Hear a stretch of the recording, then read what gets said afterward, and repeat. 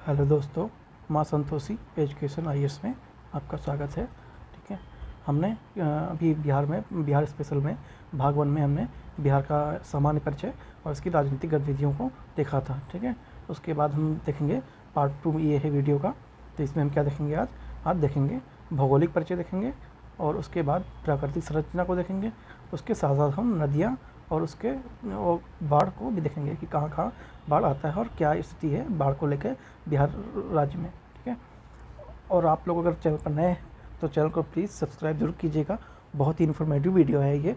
आगामी आने वाली परीक्षा जो 70 बीपीएससी एग्ज़ाम आने वाला है उसके लिए बहुत ही एक रामबाण साबित होने वाली ये वीडियो है। क्योंकि ये हम मानचित्र के आधार पर देखेंगे। जैसे मैं दिखा दूँ, जैसे मैं हर एक का मानचित्र लेकर आऊँ। जैसे कि ये देखिए भौगोलिक परिचय का मानचित्र यहाँ पर है और ये भौगोलिक परिचय के फिर तथ्य जो हैं वो सारे यहाँ पे लिखे हुए हैं। उसके बाद ये देखिए फिर से मानचित्र है, बिहार की प्राकृतिक संरचना जो है उसकी मानचित्र है। उसके बाद कुछ डाटा दे रखा है।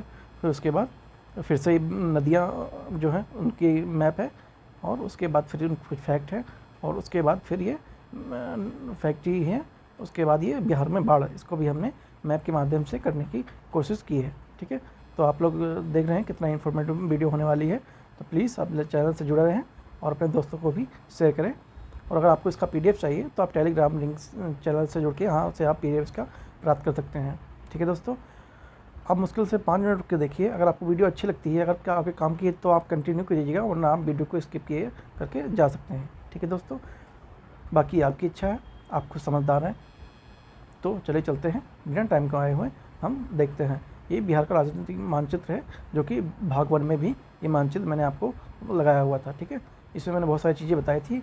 आप अगर उसको देखना चाहते हैं तो इस पार्ट 1 का लिंक इसके डिस्क्रिप्शन में दे दिया जाएगा, आप वहाँ जाके देख सकते हैं, या फिर आप डायरेक्ट हमारे चैनल पर भी जाके वहाँ से फाइंड कर सकते हैं। ओके, तो चलिए चलते हैं।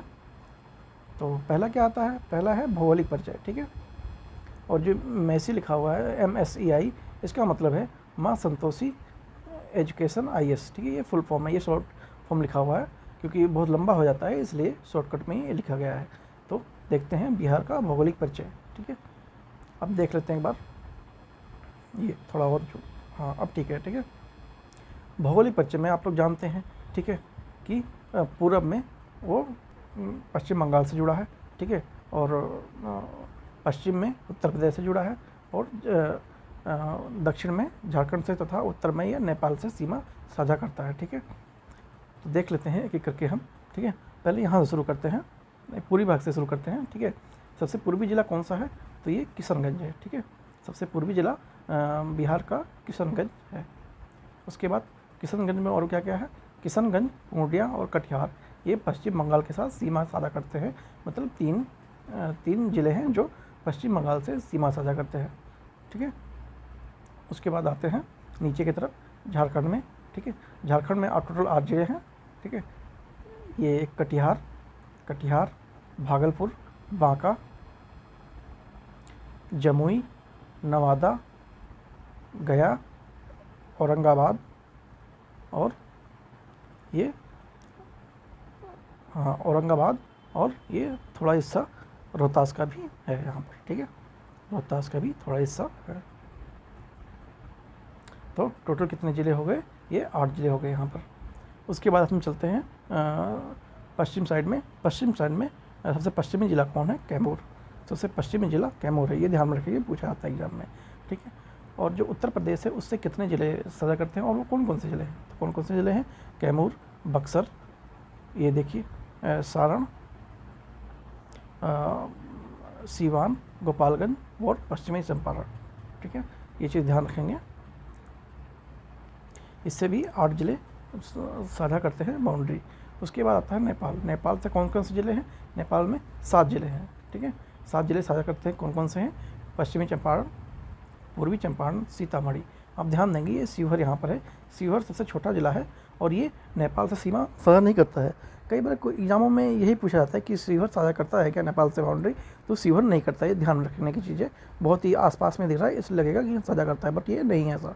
सीतामढ़ी, मधुबनी, सुपौल, अररिया और ये किशनगंज, ये 7 ज़िले नेपाल से बाउंड्री साझा करते हैं, जो कि एक इंटरनेशनल बाउंड्री है। और यहाँ से आपका गंगा नदी गई हुई है।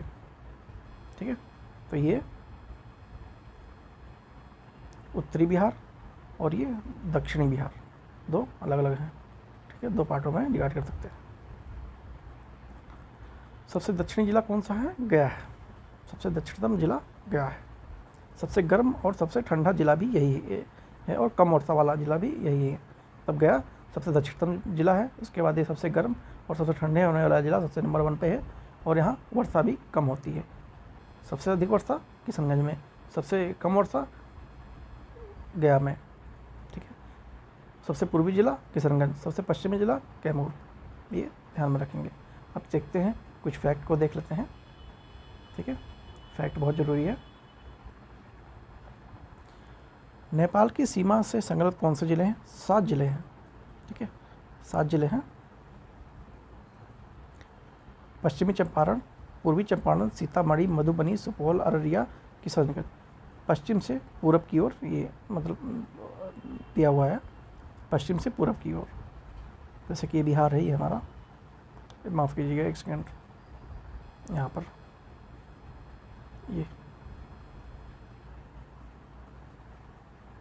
ये बिहार है।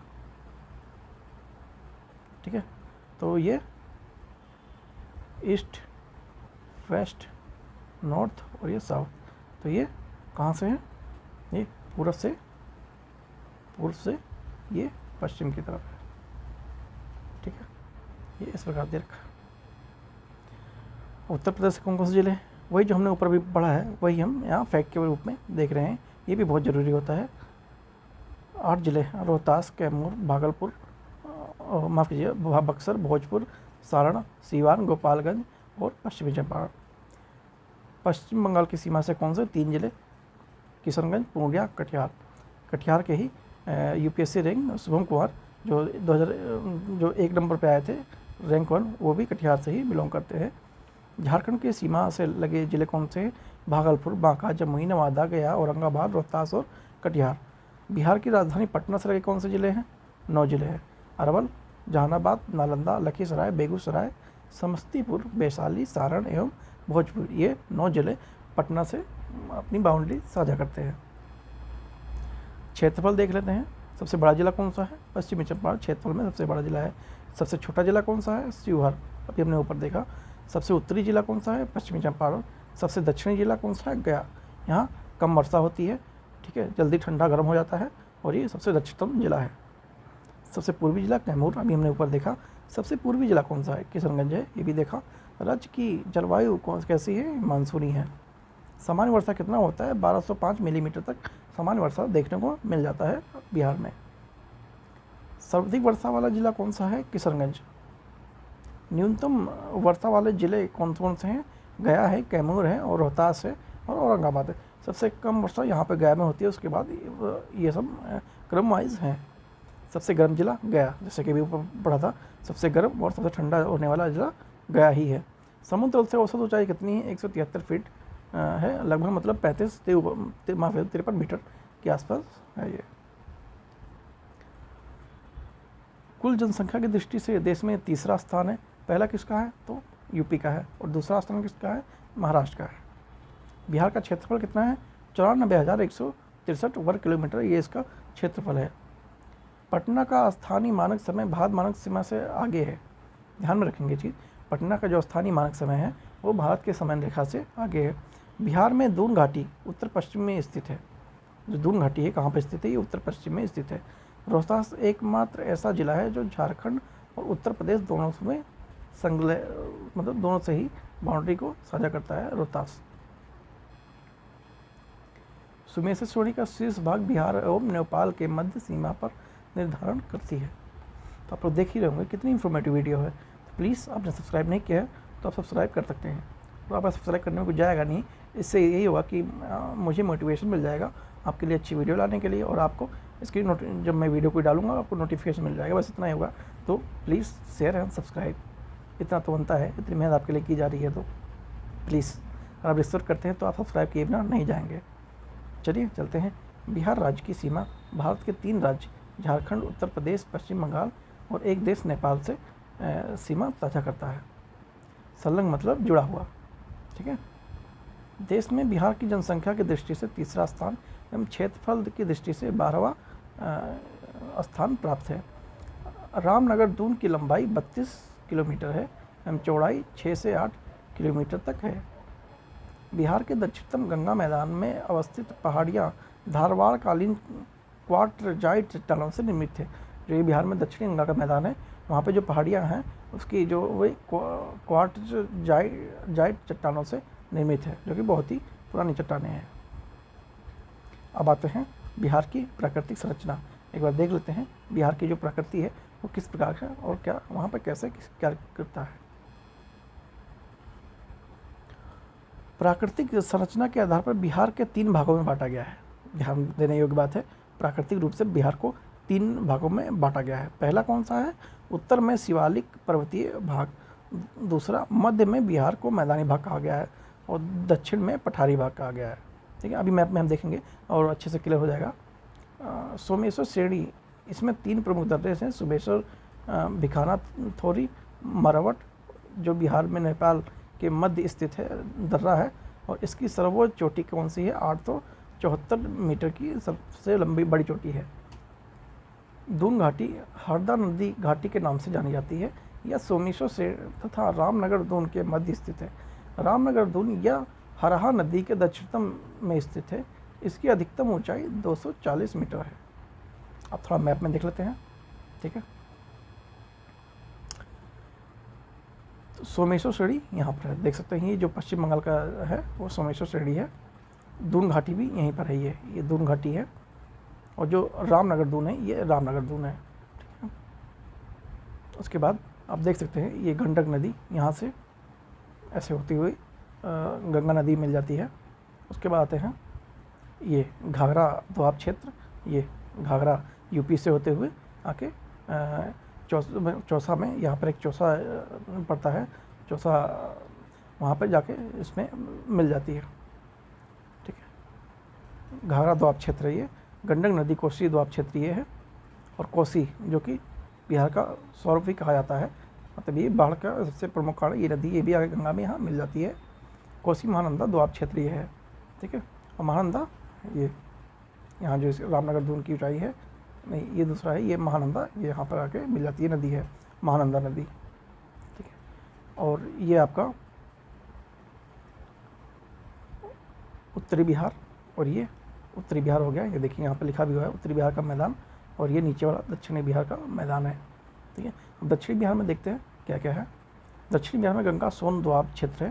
ठीक है, सोन क्षेत्र है और उसके बाद ये मगध का मैदान है और उसके बाद ये अंग का मैदान है। ठीक है, ये दक्षिणतम बिहार और दक्षिणी पठारी जो भाग है वो थोड़ा नीचे है, इसमें थोड़ा गया का क्षेत्र आता है और बहुत सारे जिले इसमें आते हैं, आपने मैप में देखा ही है अभी ऊपर।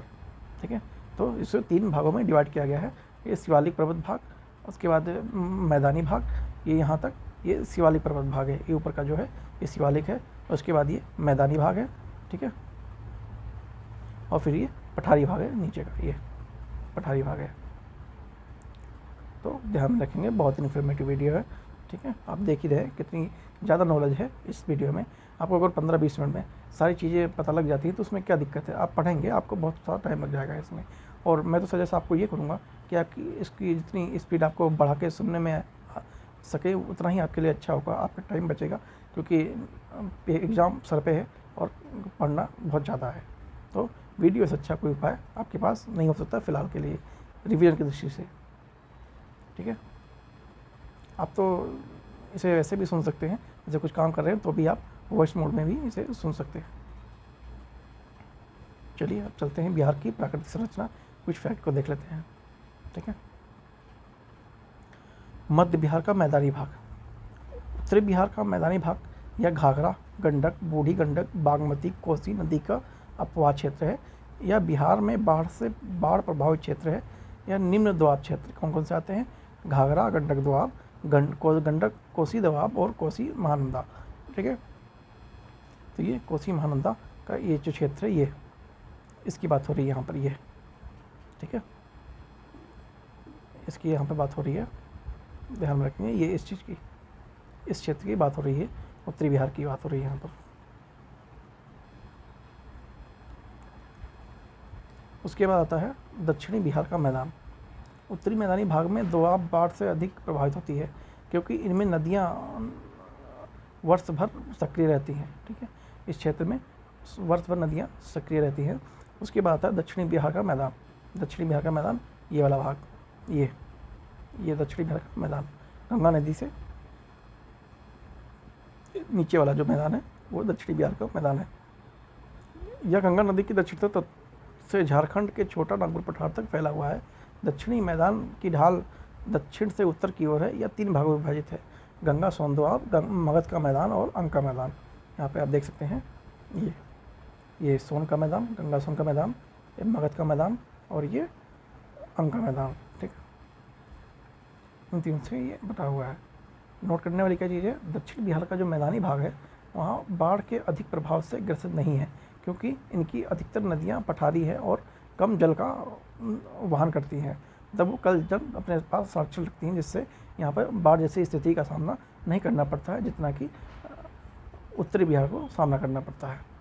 अब पठार देख लेते हैं। दक्षिणी पठार जो है, दक्षिणी पठार का भाग नीशिष्ट तथा ग्रेनाइट चट्टानों की बहुलता है। इसमें गया, मंदर, बराबर, मंगेरी, राजगिरी आदि की पहाड़ियाँ शामिल हैं। यह मुख्य रूप से छोटा नागपुर और कैमूर के पठार का भाग है जिसकी ऊंचाई 150 से 300 मीटर तक है। ठीक है, तो थोड़ी एनर्जी में आपको कमी लग रही होगी क्योंकि थोड़ा हेल्थ इशू है। कोई नहीं, मैनेज कर लीजिए। बाकी आपको इतनी प्रॉब्लम नहीं होने दूंगा। सोन नदी कैमूर के पठार को छोटा नागपुर के पठार से अलग करती है। छोटा नागपुर पठार के उत्तरी सीमांत क्षेत्र में आर्कियन, नीस और ग्रेनाइट चट्टानों वाला पाई जाती हैं, जबकि कैमूर के पठार पे बलुआ पत्थर पाई जाती है। तो कहाँ पे, जो ये छोटा नागपुर का जो उत्तरी सीमांत प्रांत है वहाँ पे आर्किक और नीस ग्रेनाइट की चट्टानें पाई जाती हैं, जबकि जो कैमूर का पठार है वहाँ पर बलुआ पत्थर पाए जाते हैं। ठीक है, ये नदी देख लेते हैं, थोड़ा बहुत ही इंपॉर्टेंट है। इससे क्वेश्चन हर साल बीपीएससी में पूछा जा चुका है, और बीपीएससी का एग्ज़ाम हो, चाहे बीपीएससी के ही और सारे एग्ज़ाम हो जैसे, ठीक है, चाहे साई व दरोगा हो या जो भी हो, वो सब में क्वेश्चन नदियों से आता ही आता है। ठीक है, तो आप देखते हैं, एक ही नदी करके देखेंगे। ये गंगा नदी है। ठीक है, ये गंगा नदी है, लिखा भी हो यहाँ पर। ठीक है, ये गंगा नदी है। चलिए देखते हैं। पहली आती है कौन सी, गंडक नदी। पहली है गंडक नदी। इसका उद्गम स्थल नेपाल के हिमालय में हुआ है और संगम कहाँ पर, सोनपुर। संगम स्थान इसका सोनपुर है और पहला घाट गंगा नदी में मिल जाती है। ठीक है, पहला घाट है गंगा नदी में मिल जाती है सोनपुर में। उसके बाद आती है बूढ़ी गंडक। ठीक, गंडक उसके बाद आते हैं बूढ़ी गंडक। बूढ़ी गंडक उसका स्थान चैतरबा है जो कि सोमेश्वर प्राणी में है। संगम स्थान इसका खगड़िया जिला में गंगा नदी में मिल जाती है। खगड़िया जिला है, खगड़िया में गंगा नदी में जाके मिल जाती है। ये है, ये यहाँ पर ये खगड़िया पड़ेगा, यहाँ पे जाके मिल जाती है। बागमती नदी उसके बाद इसका उद्गम शिवपुर श्रेणी जो कि नेपाल में है वहाँ पड़ता है। संगम स्थान से बदला घाट जो कि कोसी नदी में जाके मिल जाती है। उसके बाद आते हैं कमला नदी। कमला नदी का उद्गम स्थल महाभारत श्रेणी से है जो कि नेपाल में अवस्थित है, और इस संगम स्थल से कहाँ पर है, बदला घाट कोसी में ही जाके ये भी मिल जाती है। ये कोसी नदी है, ये देखिए यहाँ से ये आई है और ये कोसी में आके मिल गई है। यहाँ पर ऐसे कोसी में आके ये मिल गई है। कोसी नदी का उद्गम स्थल गोसाईनाथ नामक स्थान से है और ये कुरुसेला गंगा नदी में आके मिल जाती है। यहाँ पे कुरुसेला है, वहाँ पे आके इसका मिलन गंगा नदी से हो जाता है। उसके बाद आता है महानंदा नदी। महानंदा नदी, इसका उद्गम स्थान कोगोंग दार्जिलिंग में होते तथा इसका संगम स्थान बंगाल की खाड़ी में बांग्लादेश के गोदागिरी में जाके इसका संगम हो जाता है बांग्लादेश में आके। ठीक है, उसके बाद आते हैं अपने ये घाघरा और सरयू नदी जो कि उत्तर प्रदेश से होते हुए नेपाल में करती है। उद्गम स्थल इसका कहाँ पर है, नेपाल में इसका उद्गम स्थल है। और ये संगम से कहाँ, छपरा के निकट गंगा नदी में ये मिल जाती है छपरा में, जो कि ये चौसा है, वहाँ पे जाके इसका मिलन हो जाता है। उसके बाद है कर्मनाशा नदी, ठीक है, कर्मनाशा नदी भी आके गंगा में यहाँ से मिल जाती है। उसके बाद है सोन नदी, ठीक है। सोन नदी का उद्गम स्थल अमरकंटक मध्य प्रदेश अनुपम जिला में आके मिल जाती है। सोन नदी इसका उद्गम स्थल अमरकंटक मध्य प्रदेश में है। संगम स्थल कहाँ पर है इसका? पटना के मानेर गांव में गंगा नदी में मिल जाती है। उसके बाद आती है पुनपुन नदी। पुनपुन नदी इसका उद्गम स्थान छोटा नागपुर पठार पलामू में स्थित है। पटना के फतुहा में गंगा नदी में जाके ये मिल जाती है। उसके बाद ये फल्गु नदी है, इसका उद्गम स्थान छोटा नागपुर पठार के पलामू जिले से होता है और संगम इसका पुनपुन नदी में होकर मिल जाता है। ये पुनपुन नदी यहाँ पे जा रही है और ये फल्गु नदी जाके यहाँ पे मिल जाती है छोटा नागपुर पठार से उद्गम होते हुए। उसके बाद आती है क्यूल नदी। क्यूल नदी गिरिडीह तीसरी पहाड़ी से इसका संगम मतलब उद्भव होता है, मतलब वहाँ से चलती है। और इसका जो मिलान कहाँ पर होता है? ये सूरजगढ़ लखीसराय गंगा नदी में जाके ये मिल जाती है। यहाँ पर सूरजगढ़ में जाके ये मिल जाती है। उसके बाद अजय नदी है, अजय नदी भी गंगा नदी में आके मिल जाती है, ठीक है। उसके बाद ये मेन चीज़ है जो गंगा नदी है उसका उद्गम स्थल कहाँ पर है? आप लोग शायद जानते हो, ये गंगोत्री से होता है जो कि उत्तराखंड में स्थित है। उसका मुहाना कहाँ है? बंगाल की खाड़ी में। मुहाना मतलब ये आके बंगाल की खाड़ी में आगे गिर जाती है। मतलब ये गंगोत्री उत्तराखंड ग्लेशियर से निकलती हुई ये यूपी होते हुए बिहार को आती हुई और ये आके बंगाल की खाड़ी में मिल जाती है। तो हमने बिहार की नदियाँ देख लिया है, ठीक है। अभी थोड़ा फैक्ट देख लेते हैं।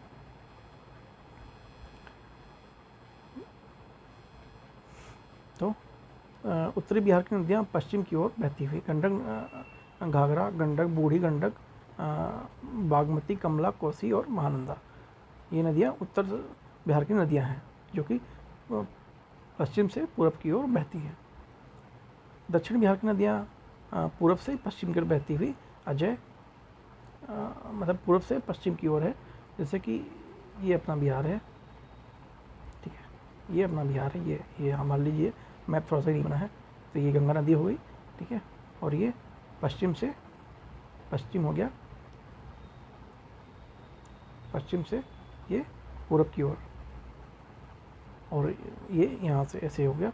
और उसके बाद जो दक्षिण बिहार की नदियाँ है, ये यहाँ पर दक्षिण बिहार की नदियाँ पश्चिम से और ये पूरब की ओर, इस प्रकार से यहाँ पर दे रखा है। अजय, क्यूल, फल्गु, सकरी, घाघर, पुनपुन, सोन और कर्मनाशा, ठीक है। तो ये सारी नदियाँ इस प्रकार से दी हुई हैं। अब देख लेते हैं गंगा नदी। इसका उद्गम स्थान अभी हमने देखा गंगोत्री उत्तराखंड में बंगाल की खाड़ी में आकर गिरती है और एक कुल लंबाई 2525 किलोमीटर की तय करते हुए ये बंगाल की खाड़ी में जाकर गिरती है। बिहार में इसकी लंबाई 445 किलोमीटर है और बिहार के ये 12 जिलों से गुजरती है। ये बिहार में प्रवेश आकर बक्सर जिला के चौसा में मिल जाती है। देखिए मैंने ऊपर बताया था कि चौसा में गंगा नदी बिहार में प्रवेश करती है। उसके बाद घाघरा नदी। घाघरा नदी का उद्गम स्थान नम्पा जो कि नेपाल से होता है और ये छपरा के निकट गंगा नदी में मिलती है। उत्तर प्रदेश में यह बाढ़ का कारण भी बनती है। उत्तर प्रदेश में कई स्थानों पे जो घाघरा नदी है वो बाढ़ का कारण भी बनती है। इसका दूसरा नाम सरयू नहर भी इसको कहते हैं। बिहार में प्रवेश सारण जिले में करती है और बिहार में इसकी लंबाई 83 किलोमीटर तक है। उसके बाद आती है गंडक नदी। उद्गम स्थान इसका नेपाल से होता है। संगम इसका सोनपुर पहलेजा घाट गंगा नदी में हो जाता है। पुराना नाम इसका सदा नीरा नदी है जो कि हमेशा पानी इसमें भरा रहता है, इसलिए इसका सदा नीरा है। अन्य नाम इसका सालिग्राम और नारायणी भी है। अगर आपसे क्वेश्चन पूछ लीजिए कि सालिग्राम या नारायणी नदी किस नदी का नाम है तो आप बता देंगे कि ये गंडक नदी को ही कहा जा रहा है। नारायणी नदी भी वाल्मीकि नगर में बैराज के कारण बाढ़ नहीं आती है। बिहार में प्रवेश ये पश्चिमी चंपारण के वाल्मीकि नगर में ये होती है। उसके बाद बूढ़ी गंडक। बूढ़ी गंडक का उद्गम स्थान ये चौतरवा सोमेश्वर पहाड़ी में होता है। संगम इसका खगड़िया जिले गंगा नदी में मिल जाती है। इसकी लंबाई 320 किलोमीटर तक है और उसका अन्य नाम सिकराना भी है। बिहार में उद्गम बिहार में ही समाप्त इसका हो जाता है। बिहार से ही उद्भव होती है और बिहार में ही समाप्त हो जाती है। बागमती नदी उद्गम स्थान इसका शिवपुरी जो कि नेपाल में है, शिवपुरी श्रेणी। संगम स्थान इसका बदला घाट जो कि कोसी नदी में हो जाता है। इसकी लंबाई 589 किलोमीटर तक है। कमला नदी उद्गम स्थान इसका महाभारत श्रेणी से होता है जो कि नेपाल में है, और संगम स्थान इसका बादला घाट कोसी में हो जाता है। कोसी नदी उद्गम स्थल के गोसाईनाथ नामक स्थान से होते हुए, और इसका जो जहाँ एक कुरुसेला गंगा नदी में आकर ये मिल जाती है कुरुसेला में, इसे बिहार का शोक भी कहा जाता है। बिहार में प्रवेश सीतामढ़ी जिले में होती है। उत्तरी बिहार की सबसे लंबी नदी ये 120 किलोमीटर तक लंबी है। ये कोसी नदी 120 किलोमीटर लंबी है, जो कि उत्तरी बिहार की सबसे लंबी नदी है, और इसे कोसी नदी को ही बिहार का सौरभ भी कहते हैं, क्योंकि ये जब भी आती है तब बाढ़ ले आती है। इसका आता पता नहीं होता कि किस साइड से आने वाली है, या कहीं भी कभी भी कहीं ठहर जाती हैं, तो इसलिए इसे बिहार का सौरभ भी कहते हैं।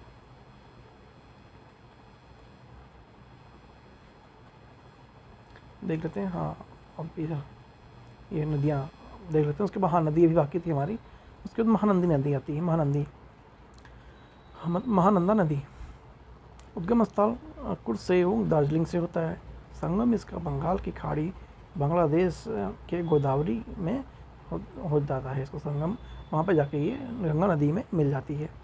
यह उत्तरी बिहार की सबसे पूर्वी नदी है, मतलब उत्तरी बिहार की सबसे पूर्वी नदी है। ध्यान देंगे इस चीज़ पे, उत्तरी बिहार की है लेकिन सबसे पूर्वी नदी है। यह गंगा में बाएं से मिलने पर अंतिम नदी है। यह बिहार में प्रवेश किशनगंज जिले में करती है। सोन नदी उद्गम स्थान से कहाँ पर है? अमरकंटक में है, जो कि एमपी के अनूपपुर जिले में स्थित है। संगम स्थान इसका पटना के मानेर गांव में गंगा नदी में मिल जाती है। गंगा नदी दक्षिणतम सहायक नदियों में इसकी लंबाई सबसे अधिक है, जो कि 760 किलोमीटर है। बिहार में इसका प्रवेश रोहतास जिले में होता है। पुनपुन नदी इसका उद्गम स्थान छोटा नागपुर पठार जो कि पलामू जिले में स्थित है, वहाँ से होता है। और इसका संगम कहाँ पे होता है? पटना के फतुहा में, जो कि गंगा नदी में जाके मिल जाती है। फाल्गु नदी का जो उद्भव है वो छोटा नागपुर पठार जो कि पलामू जिले में पड़ता है, वहाँ से होता है। संगम स्थान इसका पुनपुन नदी है। इसकी मुख्य धारा निरंजन कहलाती है, जो कि बोध गया के पास मोहना नदी से भी मिलती है। आप लोग ध्यान देंगे, जो निरंजन नदी है निरंजन कहलाती है, ठीक है। इसी को निरंजन नदी कहा गया था, यहीं पर ज्ञान की प्राप्ति हुई थी, ठीक है। मोहना नदी में मिलती है। किऊल नदी उद्गम स्थान इसका गिरिडीह जो कि तीसरी पहाड़ी पर स्थित है, और संगम इसका सूरजगढ़ जो कि लखीसराय में है, गंगा नदी में मिल जाती है। बिहार में प्रवेश जमुई जिला में ये करती है।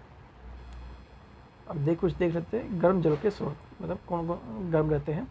इसमें प्रमुख स्थानों में मुख्य राजगीर एवं मुंगेर है, ठीक है। राजगीर में यह कुंड का ताप वर्ष भर 70 डिग्री से अधिक रहता है।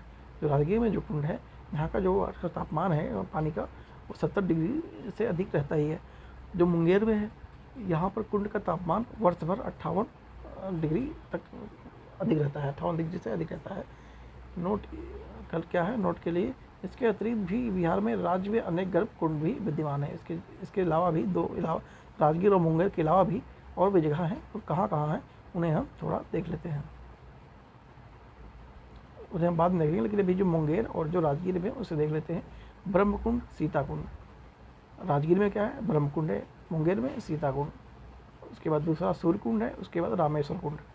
नानक कुंड राजगीर में है और लक्ष्मण कुंड मुंगेर में है। गौमुख मुकदुम कुंड ये राजगीर में है और ऋषि कुंड ये मुंगेर में है। तो इस प्रकार से कुंडों की जो गर्म जल के स्रोत है उनका यहाँ पर विवरण दिया गया है। आप लोग ध्यान रखेंगे, ये भी तो क्वेश्चन आया हुआ नहीं है, बट ये कभी भी आ सकता है, तो ध्यान रखेंगे राजगीर और मुंगेर को स्पेशल।